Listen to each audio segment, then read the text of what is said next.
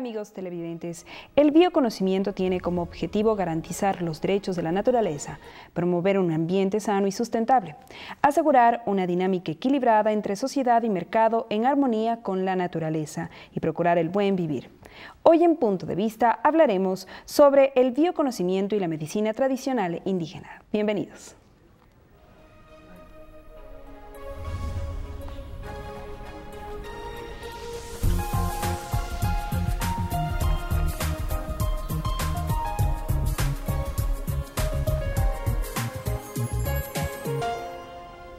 Para hablar sobre este tema nos acompaña en el día de hoy Deyanira Camacho Toral, quien es directora nacional de obtenciones vegetales. Nos acompaña también Prem Yay Vidaurre, quien es representante de la Universidad Mayor de San Andrés, Bolivia. Muchas gracias por acompañarnos el día de hoy.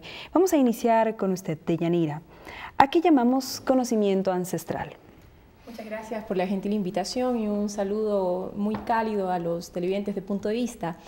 Bien, todos aquellos conocimientos, prácticas y usos que se dan dentro de un contexto colectivo en las comunidades indígenas o en otras comunidades locales y que tienen que ver con su propia relación con la naturaleza, con ellos mismos como sociedad, que se han venido desarrollando tradicionalmente y que normalmente han pasado de generación en generación, a eso se conoce como conocimiento tradicional.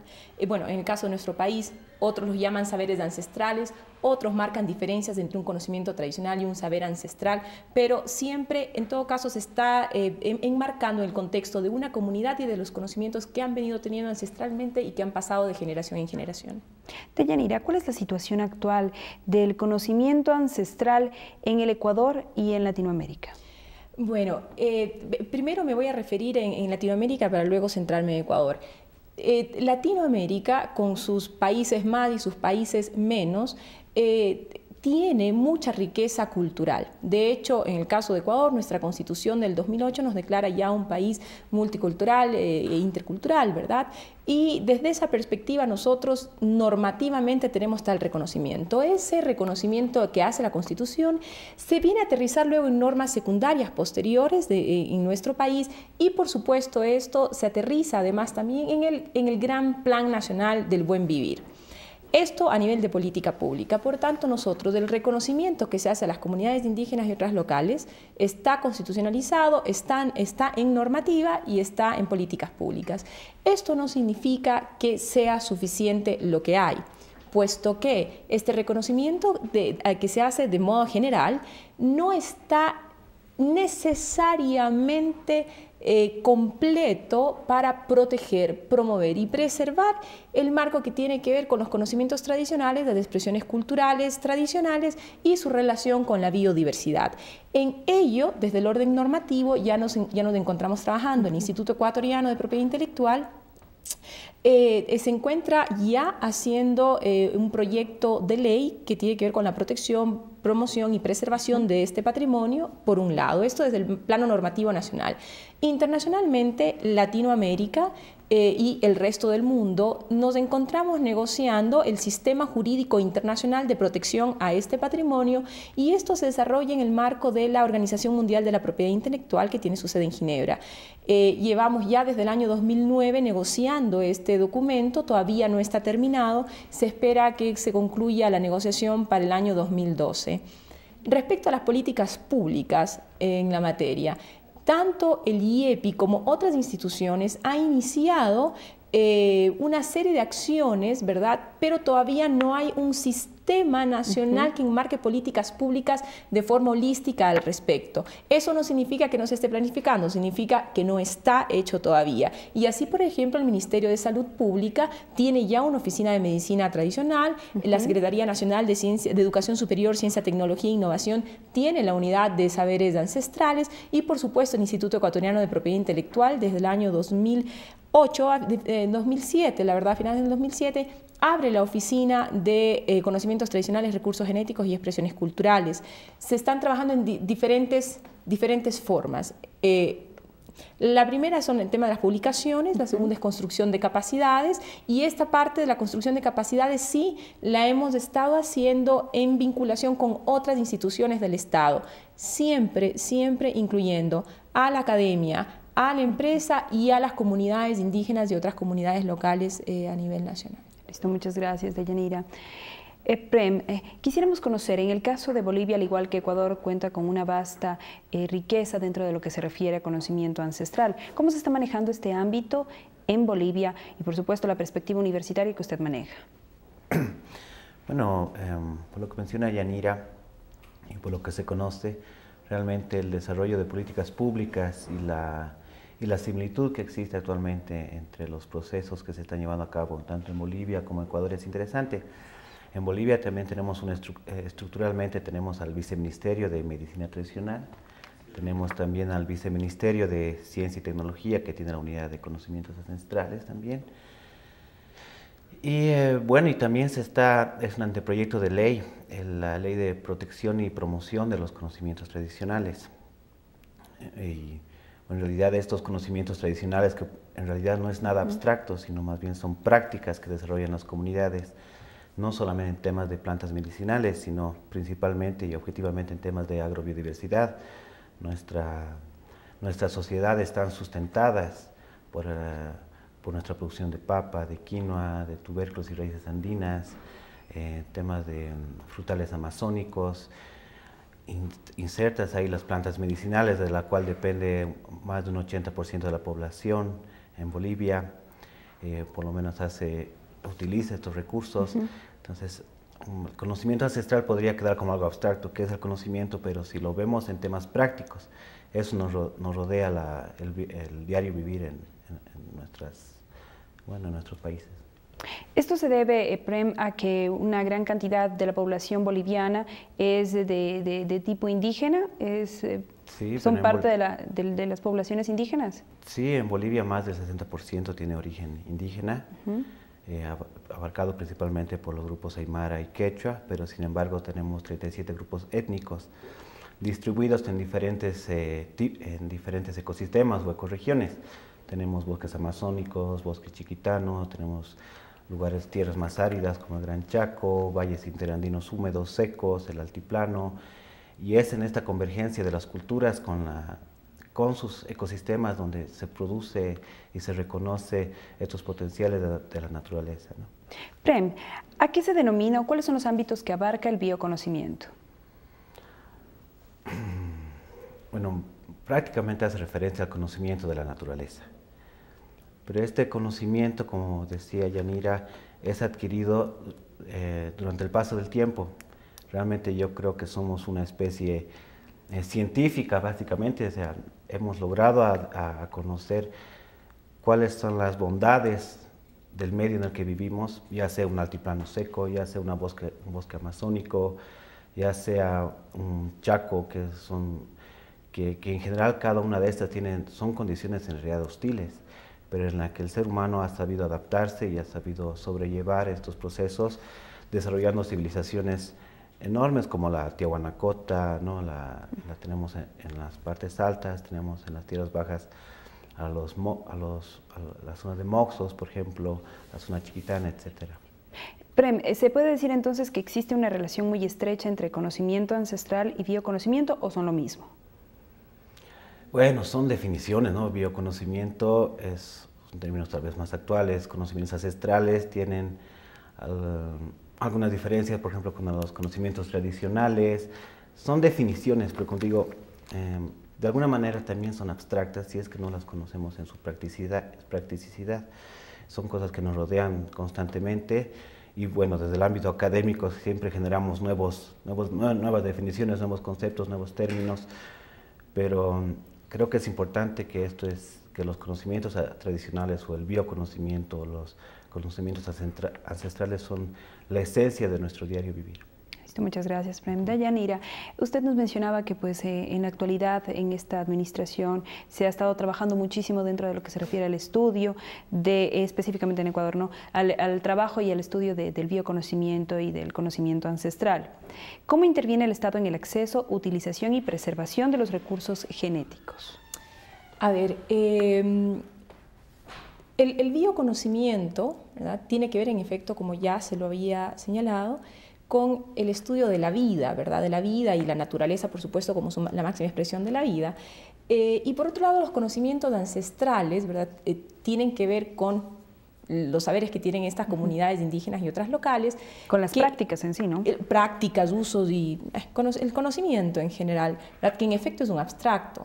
Y este abstracto tiene mucho vínculo con la biodiversidad, porque las comunidades indígenas y locales habitan y se interrelacionan y no entienden, digamos, su cosmovisión está prácticamente asentada en su relación con la naturaleza.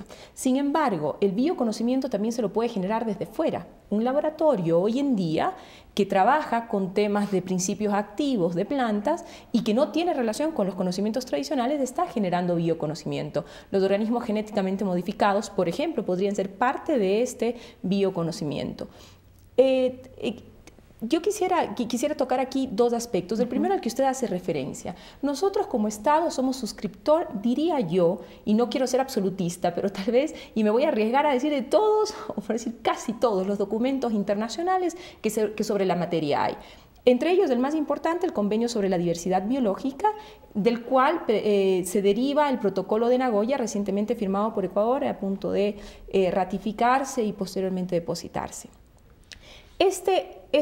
Tanto el CDB, que es el Convenio sobre la Diversidad Biológica, como el Protocolo de Nagoya, nos establecen los grandes parámetros, ¿verdad?, para el acceso a ese recurso genético y biológico, y por otro lado el genético de forma específica, más los conocimientos tradicionales. Y en ambos casos se hace un marco, ¿verdad?, una gran plataforma que en donde se van a poner tres aspectos sustanciales. El primero, el CDB reconoce y declara más bien que los estados son los titulares de la biodiversidad. Dentro de ello, los recursos genéticos y, por tanto, cualquier persona natural o jurídica, pública, privada, nacional o extranjera, tendrá que pedirle la autorización al Estado para poder acceder a ese recurso genético o biológico, y no los pongo como similares, los pongo precisamente o lo uno o lo otro, dependiendo del uso que le vaya a dar, para poder acceder a él. Y una vez que ha accedido a él con la autorización del Estado, lo que corresponde es que cualquier beneficio derivado del producto que saquen, el Estado, por supuesto, tendrá mucho que decir al respecto y en justicia tendrá que recibir una repartición equitativa y justa de los beneficios que se obtengan de ese producto. Por otro lado, ambos documentos internacionales que he señalado, entre otros, como el acceso a recursos genéticos de la comunidad andina, que es la decisión 391, también nos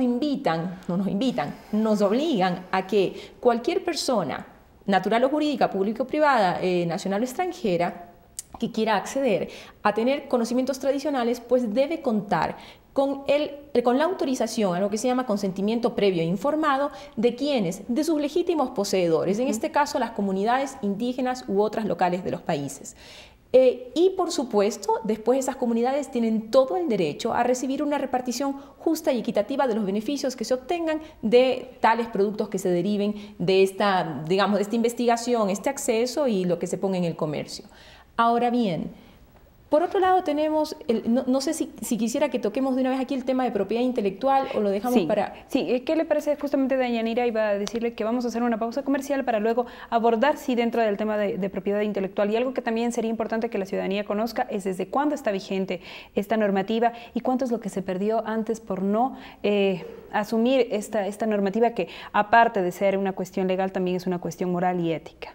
¿Sí? Hacemos una pausa comercial, amigos televidentes. Luego de esta, pues vamos a tratar o conocer un poco más sobre bioconocimiento y medicina tradicional. Ya volvemos.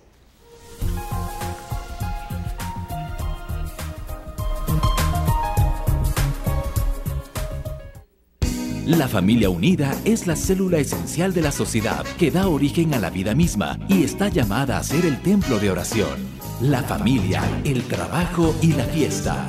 Tema del segundo Congreso Nacional de la Familia y el Foro Mundial de Familias Mundi 2011, que se desarrollará para enfrentar los retos y desafíos de estos tiempos. Organiza Diócesis de Loja, Universidad Técnica Particular de Loja. Consulta en tu parroquia más cercana o comunícate a la Diócesis de Loja, 256-1039, extensión 142, o a la UTPL, 257-0275, extensión 2114.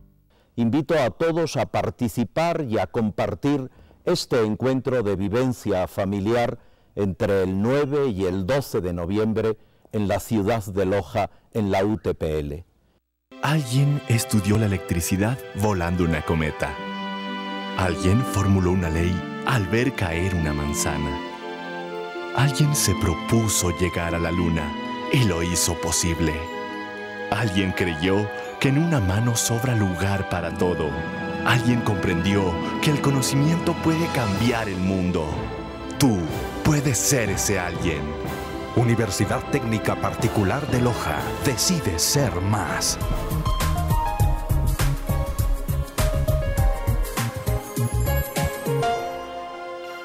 De regreso, amigos televidentes, el día de hoy hablamos sobre bioconocimiento y medicina tradicional indígena. Nos habíamos quedado, Deyanira, hablando sobre el tema de propiedad intelectual, y quisiéramos hablar sobre este tema y también hacer conocer a la gente desde cuándo está vigente esta normativa y qué es lo que se ha ganado a partir de su vigencia y, por supuesto, cuánto se perdió antes.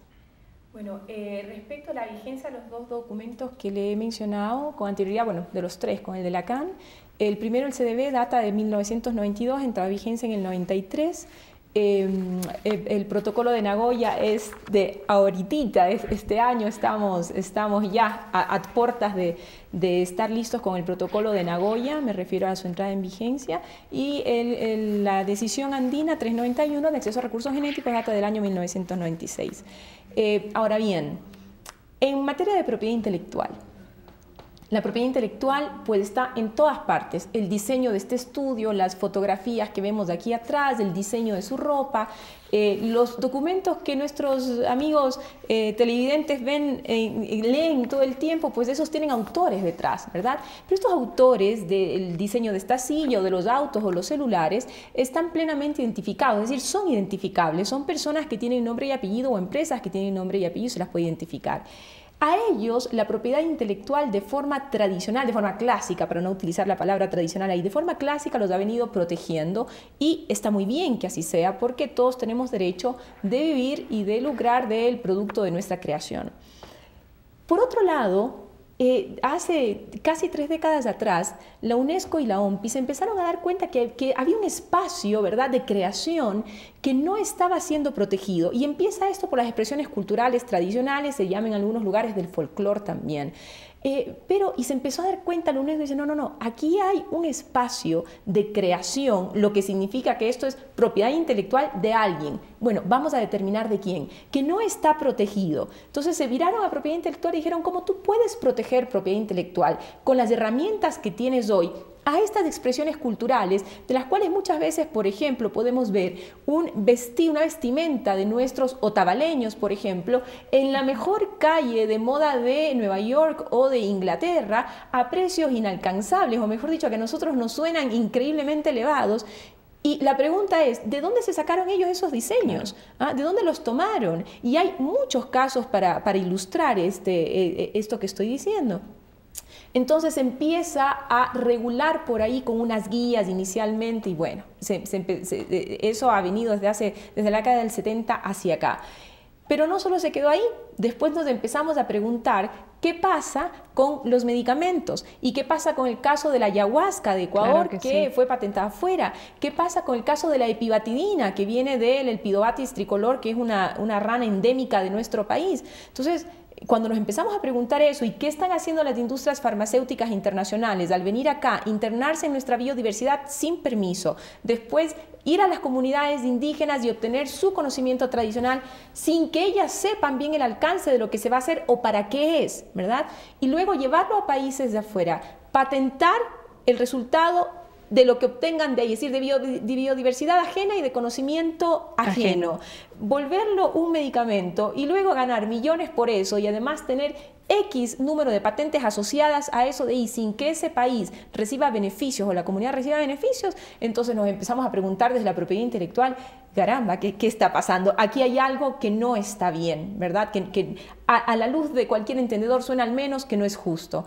Entonces empezamos a trabajar sobre ello y de ahí surge el sistema de propiedad intelectual que se llama el sistema sui generis de propiedad intelectual. Y la verdad es que lo conocemos sui generis por obvias razones, es decir, la propiedad intelectual no tenía figuras que logren proteger la naturaleza tan compleja que significaba el que tenga primero ya no un titular definido, sino una comunidad, y no solo una comunidad, porque usted sabe que los conocimientos tradicionales podrían incluso ser compartidos entre las comunidades. Entonces, ¿cómo yo determino quién es el titular de un conocimiento específico? ¿De dónde vino? ¿Verdad? Y no solo los conocimientos tradicionales, sino que la biodiversidad no tiene fronteras, ¿verdad? Y no solo que no tiene fronteras naturales, así como en este caso que nosotros en la cuenca, digamos en la parte amazónica, entre los países que compartimos la Amazonía, podríamos compartir alguna biodiversidad. ¿Qué es lo que ha pasado con toda aquella biodiversidad que ya ha salido del país y que ha salido en muestrarios y muchas veces con consentimientos de los propios estados? Entonces, cuando nos empezamos a plantear todo esto y lo ponemos sobre el tapete y golpeamos un poco el tablero, entonces decimos, bueno, esto hay que pararlo. Y entonces, la pregunta es, ¿qué es lo que ha pasado con lo que ya salió, tanto en conocimientos tradicionales como en recursos genéticos? Pues en recursos genéticos la respuesta es mucho más clara tal vez y un poco más difícil bueno, no sé si difícil de solucionar, pero bueno, hay que trabajarlo. ¿Qué es lo que pasa? Hasta antes de 1992, cuando nace el Convenio sobre la Diversidad Biológica, el mundo entendía que los recursos naturales y que la biodiversidad en general era patrimonio de la humanidad. En tanto había ese principio, ese entendimiento jurídico, pues cualquiera podía viajar a cualquier país y tomar un recurso genético porque era patrimonio de la humanidad, sin pedirle permiso a nadie.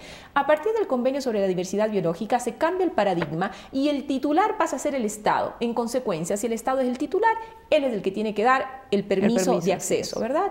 ¿Qué pasa con lo que salió antes de eso? Pues no se puede hacer nada porque no hay... Definitivamente no se puede hacer nada. Por ejemplo, en torno a la ayahuasca que usted mencionaba y el hecho de que se la haya patentado en el exterior. A ver, con la ayahuasca pasan dos cosas. En primer lugar, que el tema de la ayahuasca pasó antes del Convenio de la Diversidad Biológica. Por tanto, el que hizo, el que accedió a la ayahuasca, pues no tenía que pedirle permiso a nadie, ni repartir de manera ni justa ni no justa los derivados y los beneficios que obtuvo sobre lo que sacó de la ayahuasca. Después, ¿qué es lo que pasó? Que la ayahuasca se fue a esto era un tema en Estados Unidos, en jurisdicción de Estados Unidos de Norteamérica, y ahí el tratamiento de la propiedad intelectual es diferente. Y en Estados Unidos sí se permite el patentamiento de plantas, lo que no pasa con nosotros, ¿sí? Y después, cuando empezamos a seguir todos los trámites pertinentes pues para echarnos abajo de alguna manera esa patente, pues ya el periodo de la patente en Estados Unidos había vencido, porque las patentes tienen un periodo de duración, momento en el cual se termina y pasa eso al estado de la técnica. Creo que nosotros... Está bien todo lo que pasó antes, bueno, ya pasó, pero creo que para efectos prácticos debemos enfocarnos en las protecciones que debemos ya dar ahora a lo que tenemos, ¿verdad? Para que no siga pasando más. Después, ¿cómo preservamos eso? Y una forma de preservar nuestra biodiversidad, nuestros conocimientos tradicionales, es empezando a generar sistemas de registros, porque si no los registramos, se empiezan a perder. Y especialmente en el tema de los conocimientos tradicionales, que es tan delicado, porque todos sabemos que producto de la globalización y de los procesos de aculturación, las lenguas se están perdiendo, los conocimientos tradicionales se están perdiendo, las comunidades indígenas y algunas locales se desintegran en muchos casos y desaparecen. Y con ellas, con todo el dolor, desaparece todo su conocimiento. Desaparecido el conocimiento, desaparece una oportunidad para la humanidad de tener soluciones enriquecerse con esa maravilla, ¿no? Ya que lo había mencionado el tema de la agrobiodiversidad, alimenticias, cosmetológicas, medicinales. Y culturales, por supuesto. Y culturales. Aquello que nos hace ser parte de decir, yo soy de Guayaquil, se nota en mi acento, pero yo no me concibo como ecuatoriana si no tengo a mis otavaleños, pues decir. Claro que sí. Quisiéramos saber, Prem, en este caso, dentro de lo que se conoce del conocimiento ancestral que se maneja en Bolivia, ¿cómo ustedes manejan el tema de medicina ancestral? Bueno, vamos por las mismas líneas, creo, ¿no? Creo que compartimos mucho de este conocimiento medicinal ancestral. Y en Bolivia se da un caso particular que son la cultura cayaguaya. Ellos son los representantes de los Andes de este conocimiento. Y en realidad es también un ejemplo de que estos conocimientos ya estaban pensados para la humanidad. En la época de la colonia, muchos de estos conocimientos han sido utilizados en Europa. Tenemos el caso de la quinaquina, tenemos el caso de la ipecacuanha, la sangre de drago, el aceite de almendras y varias medicinas tradicionales utilizadas por los cayaguayas que han beneficiado a la humanidad en general. Ellos han sido un punto de referencia en esos siglos, ya en Roma, en Tokio, París, etc. Y como te decía, la medicina tradicional tiene un amplio folclore en la misma ciudad de La Paz, por ejemplo, donde está representada no solamente por cayaguayas, sino por otras prácticas de medicina tradicional, como los yatiris, existen las parteras, tenemos a las materas que nos ofrecen mates calientes para dolores de estómago, para problemas con el hígado, tenemos los tónicos de jugo de alfalfa, y que son parte de la actividad de la sociedad. Y generalmente cuando lo identificamos como conocimiento ancestral y demás, a veces no vemos que en realidad es parte de esa nuestra vida diaria que realizamos y que realmente tenemos que valorarlo. Igual en Bolivia estamos en un proceso de tratar de implementar este sistema de rescate, de protección y promoción de los conocimientos tradicionales, pero ahí viene el otro tema, ¿no? Registrar. ¿Quiénes van a registrar? Como mencionaba, son conocimientos colectivos, van a venir las comunidades, van a venir las organizaciones sociales. A reclamar, ¿no?, seguramente su pertenencia del conocimiento. Por un lado, pero la idea fundamental es que ellos los registren. Ya. Pero tenemos que darle las herramientas también para que ellos entren de una cosmovisión en la que los conocimientos son para todos, son de todos, claro, a tratar también de apropiarse de estos conocimientos y decir, bueno, estos conocimientos son nuestros, ¿no? Estamos declarando que la utilización de tal planta medicinal para tal enfermedad es un conocimiento que viene de nuestra comunidad. Ahí están las paradojas también, ¿no es cierto? Porque en ese caso, Prem, ¿cuál ha sido el papel de la universidad? ¿Cuál es el papel de la academia dentro de estos procesos que ustedes están siguiendo para poder registrar y validar los conocimientos ancestrales? Bueno, desde el Herbario Nacional de Bolivia tenemos los herbarios, que es un documento técnico donde se coloca a la planta, a la especie, se le identifica y tiene una ficha técnica donde vienen una serie de datos geográficos, ecológicos y donde también se registran los conocimientos tradicionales en temas sencillos, ¿no? Categoría de uso, se tiene que colocar el idioma de cual proviene el nombre vernacular, se tiene que colocar la persona que ha dado la información, se tiene que hacer referencia al grupo étnico de donde viene, y esta es una forma, también es un documento técnico en realidad, que apoya a reconocer el origen de este conocimiento en los trabajos etnobotánicos que se hagan. Por ejemplo, tenemos el aporte concreto, vendría a ser entonces este rescate de conocimiento por la parte del área de etnobotánica, la identificación taxonómica o sistemática de esta especie,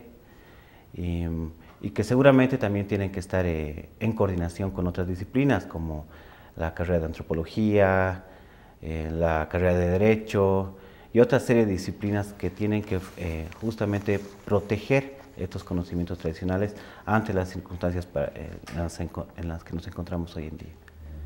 Listo, muchas gracias, Prem. Deyanira, ¿los médicos ancestrales cuentan con alguna clase de ayuda pública o privada para la difusión y publicidad de su labor dentro del ámbito de la salud?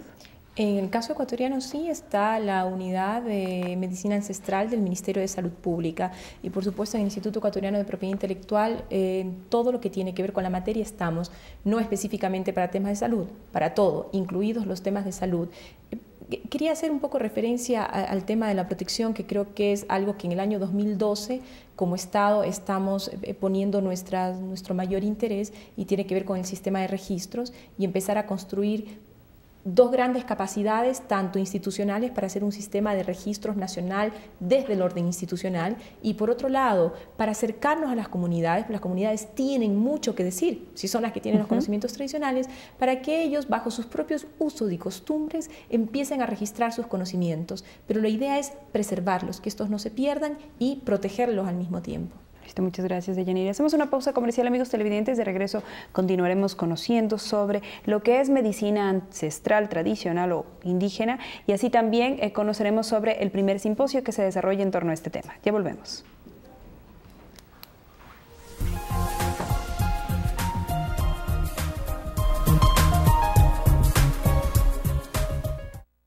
La familia unida es la célula esencial de la sociedad que da origen a la vida misma y está llamada a ser el templo de oración.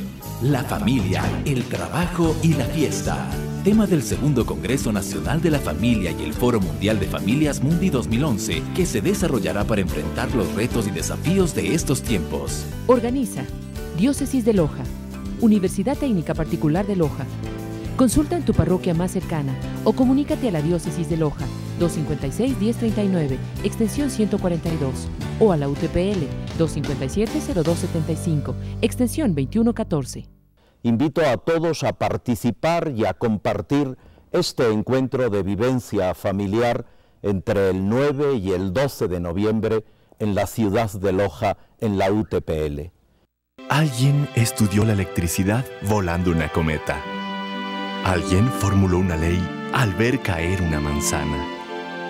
Alguien se propuso llegar a la luna y lo hizo posible. Alguien creyó que en una mano sobra lugar para todo. Alguien comprendió que el conocimiento puede cambiar el mundo. Tú puedes ser ese alguien. Universidad Técnica Particular de Loja. Decide ser más.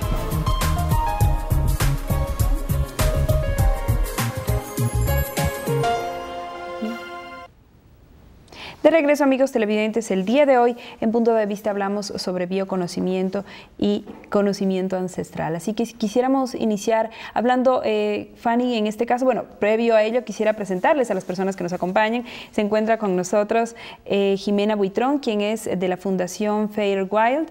Así también nos acompaña Prem Jai Vidaurre, quien pues ya ha estado con nosotros desde el primer bloque, y nos acompaña la ingeniera, Fanny Tinitana, quien es parte de la Universidad Técnica Particular de Loja. Y con usted, Fanny, quisiéramos empezar hablando sobre cómo nace la idea de hacer este encuentro, este primer simposio sobre bioconocimiento y medicina tradicional indígena. Bueno, muchas gracias. La universidad, como ente de investigación que somos parte, ¿no? Hemos estado trabajando desde hace aproximadamente desde el 2002 en lo que es el área biológica, en investigación sobre lo que es plantas útiles, plantas medicinales. Es decir, nosotros iniciamos con lo que es la formación de un herbario aquí, a nivel de la universidad, en donde nuestra línea de investigación era lo que es esta recopilación de información de todo lo que son plantas útiles, plantas en peligro, endémicas, y va por ahí. Entonces, desde ahí se empezó a trabajar a nivel de lo que es el área biológica, y se ha hecho algunos convenios, como el convenio con la Dirección Provincial de Salud, ¿sí? Donde se empezó a trabajar ya en el Cantón Saraguro específicamente, y teniendo esta cultura que son los saraguros en la parte de la región sur como única nosotros. Claro que también tenemos los shuaras al oriente, pero para la provincia de Loja nuestro único grupo son los saraguros. Entonces, aprovechando que ellos están acá ubicados, nosotros empezamos a trabajar gracias a este convenio con la Dirección Provincial de Salud, donde se recopiló inicialmente información sobre las plantas que ellos utilizaban. Viendo que había una gran acogida y se recopiló muy buena información sobre el tema, ¿sí? Entonces empezaron a la par a hacer otros proyectos de investigación, que es ya la validación que se habló hace algunos momentos, la validación de esta información que nosotros recopilamos inicialmente. Sí, se han empezado a tratar ya casos puntuales con especies, haciendo lo que es bioquímica de las especies, sacando aceites esenciales, con lo que funciona la planta de productos naturales. Entonces, gracias a toda esta información que ha salido, nosotros se planeó hacer este simposio, ¿sí? Con la finalidad de compartir esta información, a su vez diríamos, darla a conocer también, porque es una forma de divulgar lo que nosotros tenemos a nivel acá, especialmente del sur, ¿sí? Ver qué más podemos hacer como universidad, ¿sí? Porque es una de nuestras metas. A su vez, igual, nosotros hemos empezado, ya se ha inaugurado el simposio y hay muchas expectativas, ¿sí? Respecto al mismo, con la gente que ha venido, con los participantes, nuestros expositores, ¿sí? Entonces, a ver si logramos hacer algunos convenios y seguir de nuevo, ¿sí? O sea, seguimos en esto de la investigación. Lo importante es tratar de rescatar nuestros conocimientos ancestrales de la gente, de las comunidades, no necesariamente indígenas, sino a nivel de toda la comunidad en general, porque es mucho lo que sabe. Lo que se sabe, ¿no? Lo que se conoce. Así es. Muchas gracias, Fanny. Jimena, en el caso de Fairwild, ¿qué es lo que se está haciendo en torno a estos temas y cuál es la importancia de establecer estas redes de cooperación? Bueno, muchas gracias por la invitación. Lo que hacemos con Fairwild es establecer principios y criterios de buenas prácticas que tienen que ver tanto con el manejo del tema ambiental, ecológico a nivel de especies, de garantizar que las especies que son utilizadas o comercializadas sean manejadas sosteniblemente, no sean sobreexplotadas, de manera de garantizar su supervivencia y continuo uso por las poblaciones locales y en general por la ciudadanía y para la salud. En el tema social, de garantizar buenas prácticas también hacia un tema de respeto y valorización del conocimiento tradicional, de la cultura, de lo que representan esos recursos para los diferentes sectores, para las diferentes etnias, de lo que representan los lugares donde crecen, los hábitats donde crecen esos recursos, porque en algunos casos son lugares sagrados, considerados como fuentes potenciales realmente de, no solo de los recursos en sí, sino del conocimiento que se tiene sobre ellos.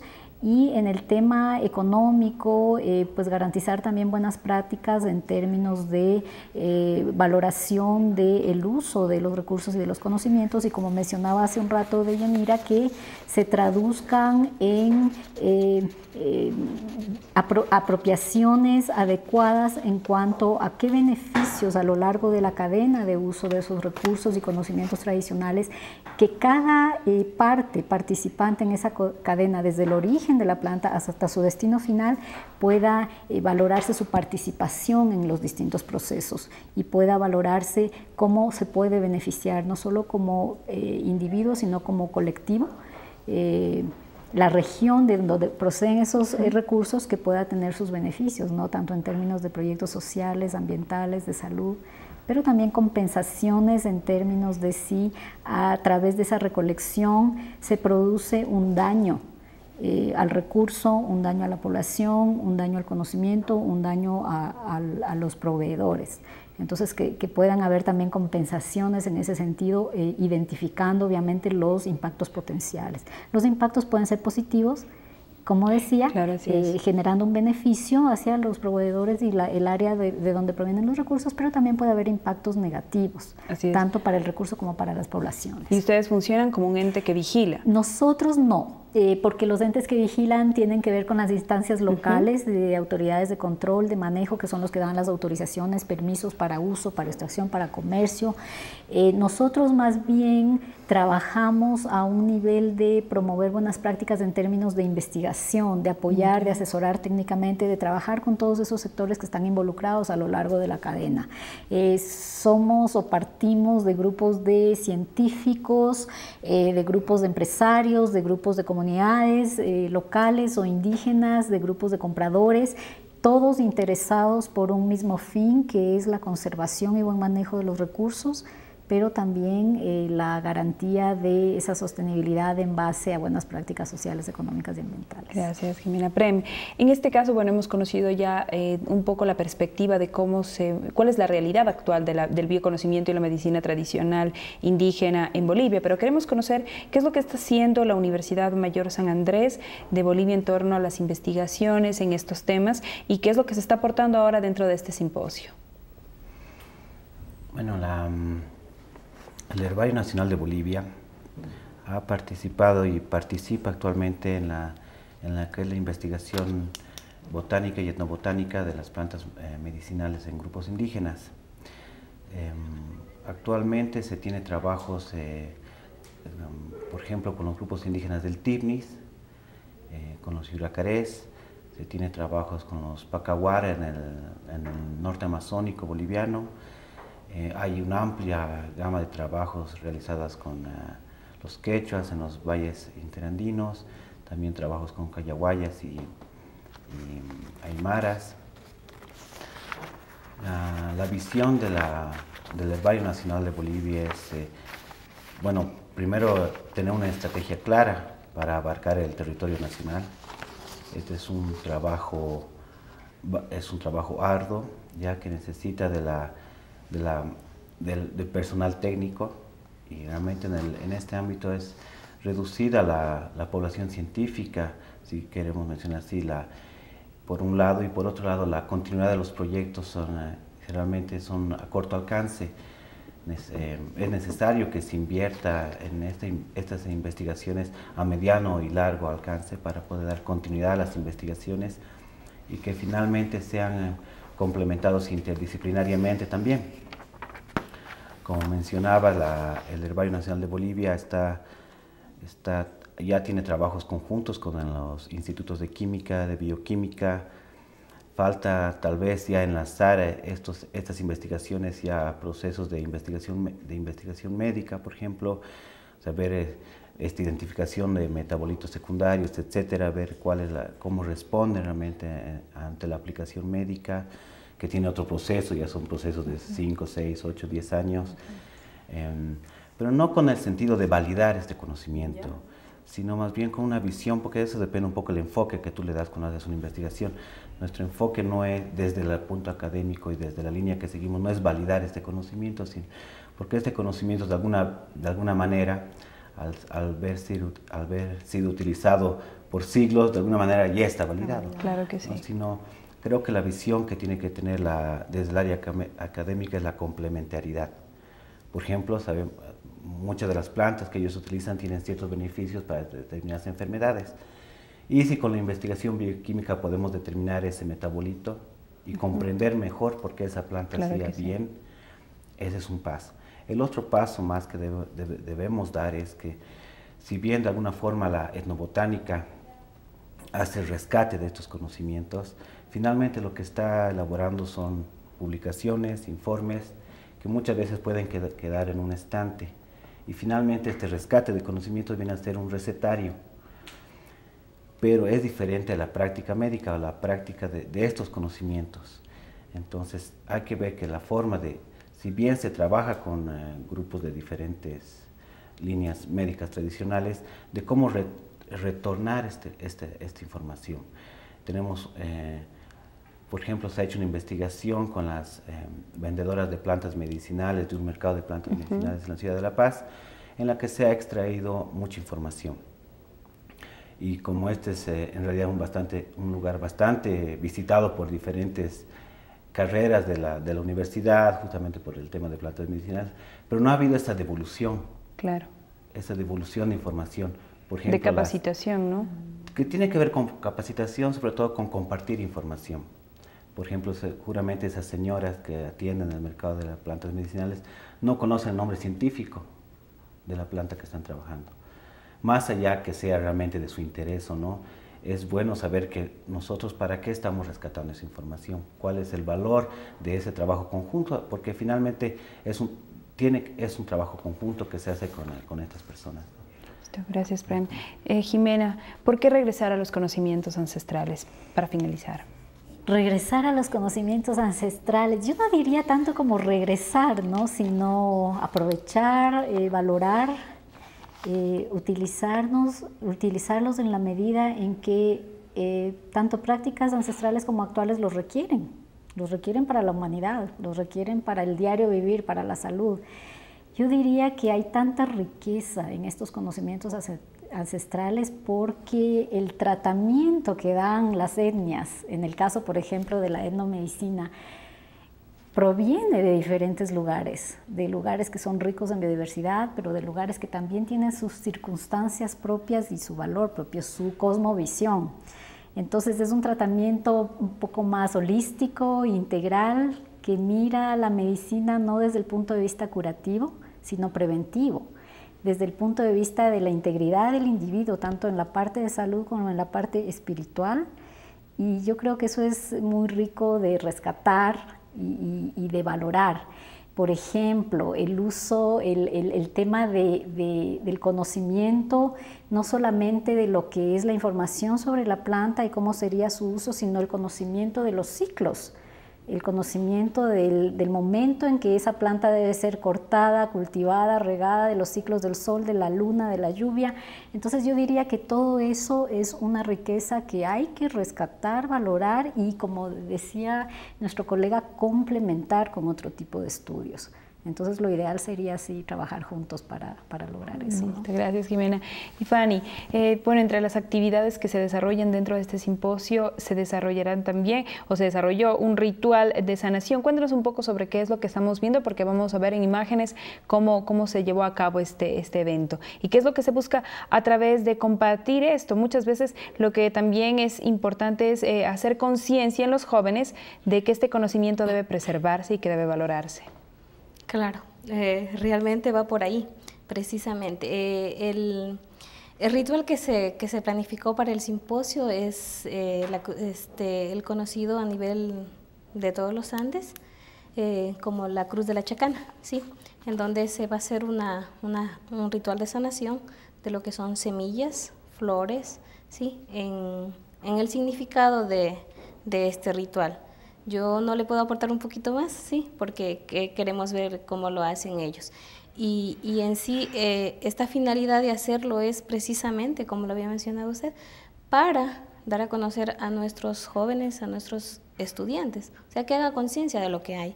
Hay mucha gente que yo he visto, sí, en los colegios, por ejemplo, que se avergüenzan de sus costumbres anteriores, y es por eso que se está perdiendo este conocimiento, ¿sí?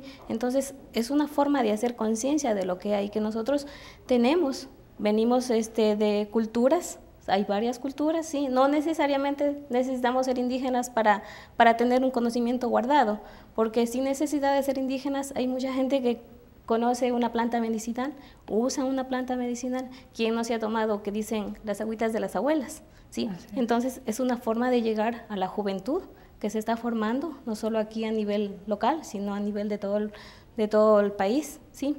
Y todos los que nos puedan ver. Una forma de llegar para que ellos vean qué es lo que hay, qué tenemos, qué costumbres hay, que no se olviden que son cosas que podemos y tenemos que rescatarlas, porque eso es lo que nos valora a nosotros como latinoamericanos, ¿sí? Por eso nos distinguimos. ¿Sí? Muchas gracias, Fanny. Y con estas imágenes, amigos televidentes, nos despedimos el día de hoy. Les agradecemos por su atención y esperamos que nos sintonicen en próximas ediciones. Hasta pronto. Nuestra sabiduría. Esta es nuestra vida.